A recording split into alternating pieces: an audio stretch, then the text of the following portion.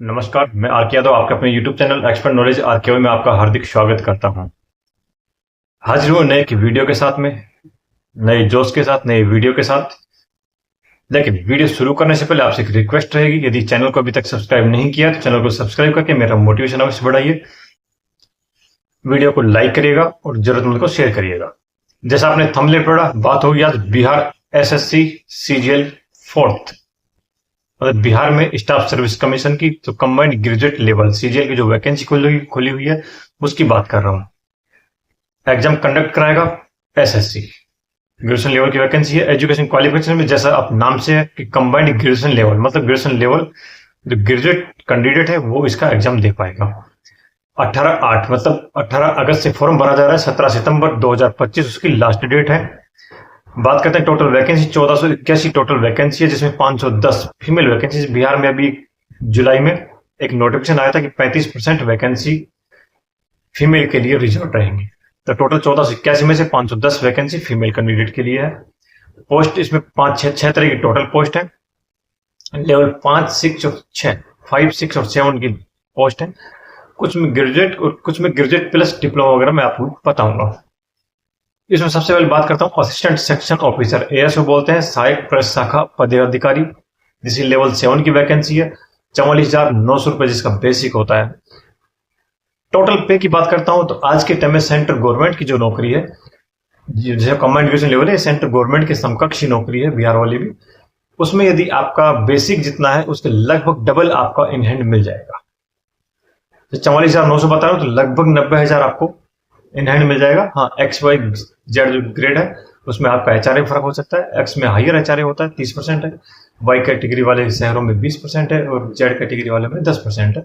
उसका आपको फर्क हो सकता है, उसी के हिसाब से आपका ट्रांसपोर्ट अलाउंस थोड़ा ऊपर नीचे होता है।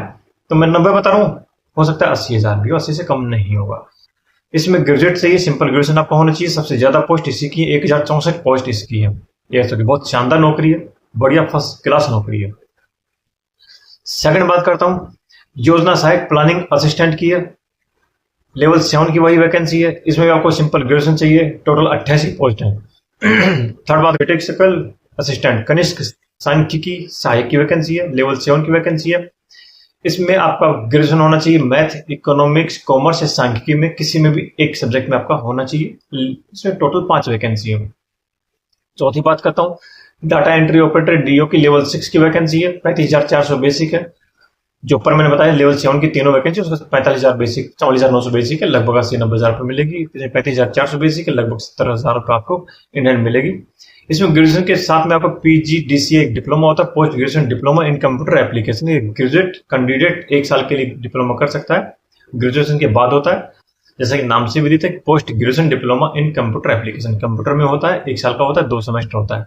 बहुत सी इंस्टीट्यूट है वो सिंपल ग्रेजुएशन मांगती है, बल्कि बहुत कम 2-4 इंस्टीट्यूट ऐसे हैं जो आपका कंप्यूटर बैकग्राउंड मांगता है। आपको बीएससी किया हो आईटी में या बीसीए हो, बीटेक हो, मतलब ऐसा कुछ हो जो आपको कंप्यूटर से रिगार्डिंग बैकग्राउंड मांगते हैं। बाकी मोस्टली सिंपल ग्रेजुएशन मांगते हैं। आपको वो होना चाहिए, या बीसीए होना चाहिए, या बीएससी आईटी में होना चाहिए, या सीएस आईटी में बीटेक होना चाहिए, तो चलेगा। उसकी ओनली एक वैकेंसी है। फिफ्थ आता है इसमें ऑडिटर अंकेशन बोलते हैं, लेवल 5 की वैकेंसी, 29,200 बेसिक है, लगभग 60,000 रुपये आपका पेमेंट रहेगा। उसमें वही है, ग्रेजुएशन होना चाहिए को एक सब्जेक्ट के हिसाब से, एक सब्जेक्ट में कॉमर्स हो, इकोनॉमिक्स हो, सांख्यिकी हो, मैथ हो। टोटल 125 वैकेंसी है। और छठी पोस्ट भी ऑडिटर की है, उसमें आपका मैथ और कॉमर्स में से एक सब्जेक्ट आपका ग्रेजुएशन में होना चाहिए। 198 वैकेंसी है। टोटल कुल मिला के लेवल 7 की शानदार वैकेंसी एएसओ है, योजना सहायक है और कनिष्ठ सांख्यिकी सहायक है, उसकी सिर्फ 5 वैकेंसी है, लेकिन उसकी एएसओ की 1064 और योजना प्लानिंग ऑफिसर की, योजना सहायक की 88 वैकेंसी है।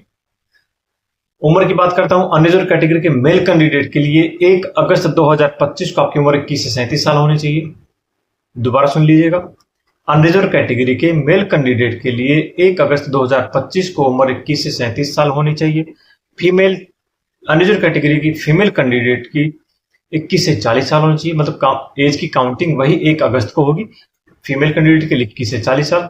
अदर बैकवर्ड क्लास या मोर बैकवर्ड क्लास है, ओबीसी या एमबीसी हो, उसकी 40 साल है, चाहे फीमेल हो या मेल हो। SC/ST का 42 साल है, और आप PWD हैंडीकैप्ड पर्सन है तो आप किसी भी कैटेगरी में हो उसके जितनी छूट मिलती है उसके अलावा आपको 10 साल की PWD के रूप में आपको छूट मिलेगी। जैसे आप SC/ST के आपको 42 साल हो गया, उसके अलावा SC/ST में भी हैंडीकैप्ड है तो आपको 52 साल हो गया। एग्जाम पैटर्न है, टायर फर्स्ट होता है, टायर सेकंड होता है। ये नोटिफिकेशन जो आया है सिर्फ टायर फर्स्ट के लिए आया है। टायर सेकंड का जो मेन एग्जाम होता है उसके लिए दोबारा नोटिफिकेशन आएगा, दोबारा फॉर्म भरा जाएगा। टायर फर्स्ट में आपका जनरल नॉलेज आता है, जनरल साइंस आता है, मैथ आता है और रीजनिंग आता है। 4 तरह के टॉपिक आते हैं।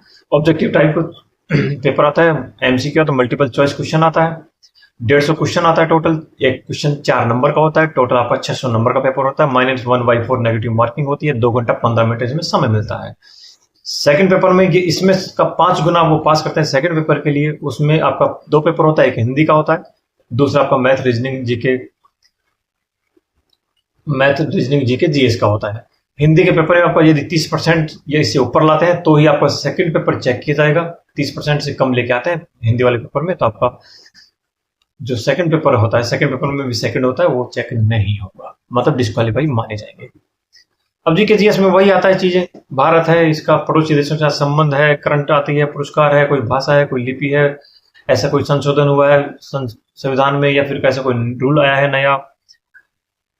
GS में आती है आपकी बायोलॉजी, केमिस्ट्री, फिजिक्स, ज्योग्राफी, इसमें क्वेश्चन आता है। मैथ में आपका दशमलव प्रतिशत, लाभ हानि अनुपात, समानुपात, इस तरह का क्वेश्चन आता है।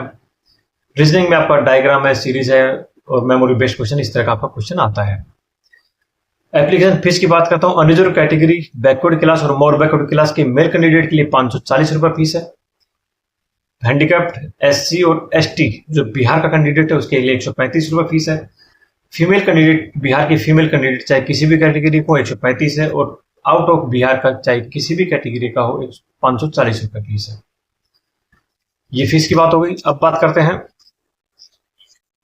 डॉक्यूमेंट आपको क्या क्या अपलोड करना होगा फॉर्म भरते वक्त।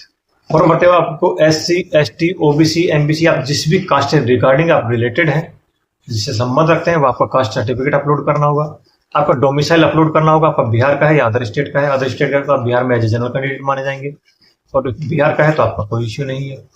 फीमेल कैंडिडेट है तो भी आपको कास्ट और डोमिसाइल आपको अपने पिता के नाम से बनवाना चाहिए। कास्ट सर्टिफिकेट पिता के नाम से होगा, डोमिसाइल आपका पिता के नाम से होगा, मतलब आपकी जाति और आपका मूल निवास पिता के नाम से निर्धारित होगा। आपकी यदि आप शादीशुदा हैं तो आपकी आय अपने पति के हिसाब से हो, मतलब जाति और कास्ट आपका, जाति और डोमिसाइल आपका हो गया पिता के नाम से, और पेमेंट मतलब आय प्रमाण पत्र, इनकम सर्टिफिकेट आपका हो गया पति के नाम से यदि शादीशुदा है तो। प्रोसेस ऑनलाइन ही फॉर्म भरा जाएगा, पर कैंडिडेट एक ही फॉर्म भरना चाहिए। एक से ज्यादा आपने फॉर्म भरा तो आपका फॉर्म रिजेक्ट कर दिया जाएगा, और रिजेक्ट नहीं, आगे की परीक्षाओं के लिए भी आप इनवैलिड माने जाएंगे। तो कोशिश कर रहे हैं कि एक ही फॉर्म भरना है, दूसरे के चक्कर में नहीं पड़ना। फॉर्म आपको वही बिहार की साइट है bssc.bihar.gov.in पे जाके आपको फॉर्म भरना है। मोबाइल नंबर और मेल आईडी फॉर्म भरने से लेकर ज्वाइनिंग तक आपका सेम होना चाहिए, क्योंकि आपका फिजिकल कोलेटरल कोई भी डिपार्टमेंट घर पे नहीं पहुंचाता है। आपका मेल आता है और SMS टेक्स्ट मैसेज आता है, इसलिए आपका मोबाइल नंबर और मेल आईडी सेम होना चाहिए। जो अभी है वो ज्वाइनिंग तक आपका सेम रहना चाहिए। हिंदी और इंग्लिश दोनों में आपको साइन करना होगा, अपलोड करना होगा।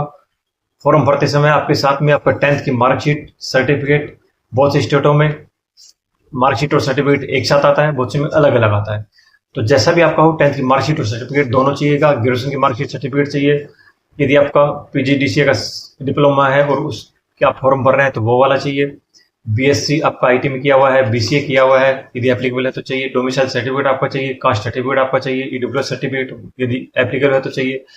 PWD हैंडीकैप्ड यदि पर्सन है तो उसका सर्टिफिकेट 40% वाला ये सर्टिफिकेट आपको चाहिए। हाँ, एक और स्वतंत्रता सेनानी का पोता, पोती, नाता या नातिन है तो उसको भी एक छूट मिलती है। उसके लिए अलग से रिजर्व कैटेगरी है, वो कुछ सीटें उसके लिए रिजर्व है, उसका प्रमाण पत्र आपके पास होना चाहिए। फॉर्म भरते वक्त फोटो वाला ऑप्शन आएगा, इसमें लाइव फोटो वेबकैम कैमरा आएगा, उसके माध्यम से आपको लाइव फोटो अपलोड करनी होगी। यही था टोटल चीजें, सारी चीज में आ चुकी हैं। फिर भी आपको फॉर्म भरने से लेके आगे तक कहीं कोई इश्यू हो कमेंट बॉक्स में लिखिएगा, वीडियो को लाइक करिएगा, चैनल को सब्सक्राइब करिएगा। अब बात करते हैं कि सिलेक्शन कैसे होगा। आपसे पहले जब भी बिहार में SSC की वैकेंसी खुली हुई है CGL की, या +2 की भी जो वैकेंसी खुली है, या सेंट्रल में जो CGL की वैकेंसी खुलती है, उसके आप प्रैक्टिस सेट, सिर्फ प्रैक्टिस सेट ही करना है। इसके अलावा आपका कहीं कोई ऑप्शन नहीं है। प्रैक्टिस सेट करेंगे आपका कहीं ना कहीं कभी ना कभी आपका हो जाएगा। जितना प्रैक्टिस सेट कर पाते हैं उतना करिएगा। फिर भी आपको कहीं कोई इश्यू कमेंट बॉक्स में लिखिएगा। मोटिवेट करने के लिए सब्सक्राइब करिएगा। वीडियो यहाँ तक देखा दिल की गहराई से बहुत हार्दिक धन्यवाद। जय हिंद, जय भारत।